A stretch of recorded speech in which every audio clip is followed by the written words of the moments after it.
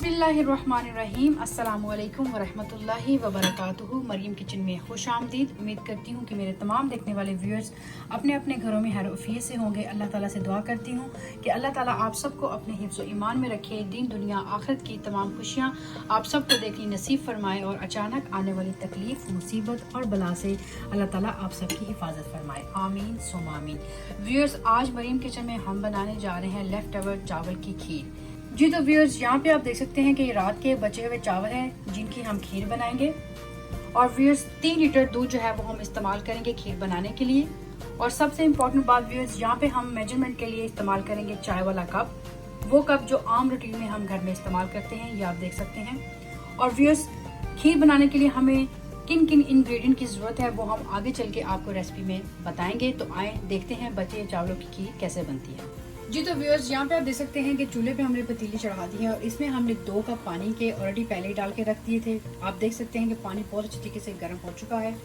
Viewers, अब हम इसमें डालेंगे चावल। और ये जो चावल है ये भी 2 कप चाय वाले हैं। चावल ऑलरेडी ही व्यूअर्स पके हुए हैं, गले हुए हैं, लेकिन पानी में डाल के इसको हम अच्छी तरह से और गलाएंगे। जैसे कि हम ग्राइंडर में एक चीज ग्राइंड करते हैं, इसको हम उस तरह से पानी में अच्छी तरीके से पकाएंगे।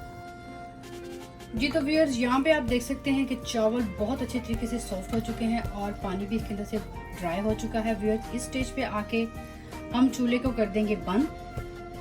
जी तो व्यूअर्स, यहाँ पे हम इस्तेमाल करेंगे इलेक्ट्रिक हैंड मिक्सर और इससे चावलों को हम मजीद और ग्राइंड कर लेंगे। तो व्यूअर्स, यहाँ पे इलेक्ट्रिक हैंड मिक्सर से आप देख सकते हैं चावलों को हमने बहुत अच्छे तरीके से ग्राइंड कर लिया है। और इसकी लुक आप देख सकते हैं कि कैसी आ रही है, बिल्कुल ऐसे जैसे ये बिल्कुल हलवा बन चुके हैं और हमें ऐसी ही लुक चाहिए। जी तो व्यूअर्स, अब इस स्टेज पे आके हम इसमें ऐड कर देंगे दूध। बिस्मिल्लाहिर्रहमानिर्रहीम। जी तो व्यूअर्स, यहाँ पे दूध डालने के बाद हमने फ्लेम को कर दिया है ऑन और फ्लेम को हमने रखा है स्लो टू मीडियम। और व्यूअर्स, अब हम इसको उस वक्त तक पकाएंगे जब तक दूध गाढ़ा होना शुरू ना हो जाए और दूध का हाफ ना रह जाए। और व्यूअर्स, थोड़ी थोड़ी देर बाद हम इसमें स्पैचुला भी हिलाते जाएंगे ताकि दूध नीचे ना लगे। जी तो व्यूअर्स, यहाँ पे आप देख सकते हैं कि दूध बहुत अच्छी तरीके से उबल रहा है और इसमें ऊपर बहुत सारी मलाई भी आ चुकी है और साइडों से जितनी भी मलाई थी वो भी हमने सारी निकाल के इसके अंदर डाल दी है। इस स्टेज पे आके व्यूअर्स, हम इसमें डालेंगे 1 टीस्पून इलायची पाउडर और अच्छी तरह से इसको मिक्स कर लेंगे। जी तो व्यूअर्स, इलायची पाउडर को अच्छी तरीके से मिक्स करने के बाद यहाँ पे हमने लिए हैं 4 टेबल स्पून मिल्क पाउडर के और इसी पतीली में से हम लेंगे दूध। बिस्मिल्लाहिर्रहमानिर्रहीम। और अच्छी तरीके से हम मिल्क पाउडर को मिक्स कर लेंगे ताकि इसमें कोई लम्स ना रहे। जी तो व्यूअर्स, यहाँ पे मिल्क पाउडर को अच्छी तरीके से मिक्स करने के बाद हम दूध में ऐड कर देंगे और अच्छी तरीके से इसको मिक्स कर लेंगे। जी तो व्यूअर्स, यहाँ पे मिल्क पाउडर को अच्छी तरीके से मिल्क में मिक्स करने के बाद और 5 मिनट अच्छी तरीके से पकाने के बाद व्यूअर्स, हम यहाँ पे चाय वाला कप एक भर के कंडेंस मिल्क का इसके अंदर डालेंगे और अच्छी तरह से इसको मिक्स कर लेंगे।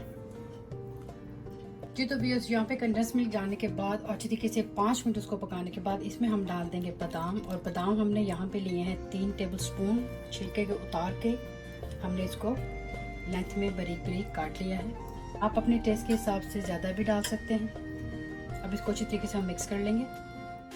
जी तो व्यूअर्स, यहाँ पे कंडेंस मिल्क को डालने के बाद और 5 से 7 मिनट अच्छी तरीके से पकाने के बाद व्यूअर्स, अब हम इसमें डालेंगे हाफ एंड हाफ। ये आप देख सकते हैं, इसके भी हम 2 कप डालेंगे, 1 और 2।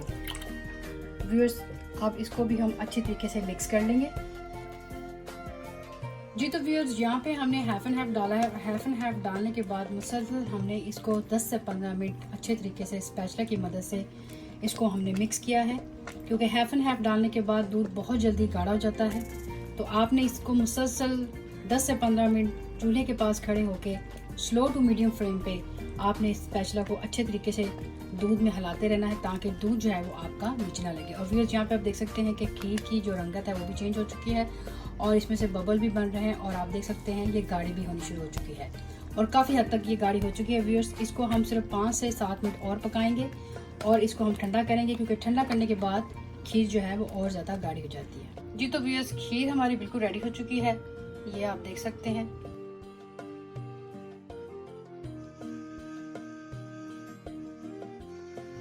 और ठंडे होने के बाद ये मज़ीद और गाढ़ी होगी। इस स्टेज पे आगे व्यूअर्स हम फ्लेम को कर देंगे बंद और खीर को हम रूम टेम्परेचर पे लेके आएंगे। ठंडी करने के बाद हम इसको डिश आउट करेंगे।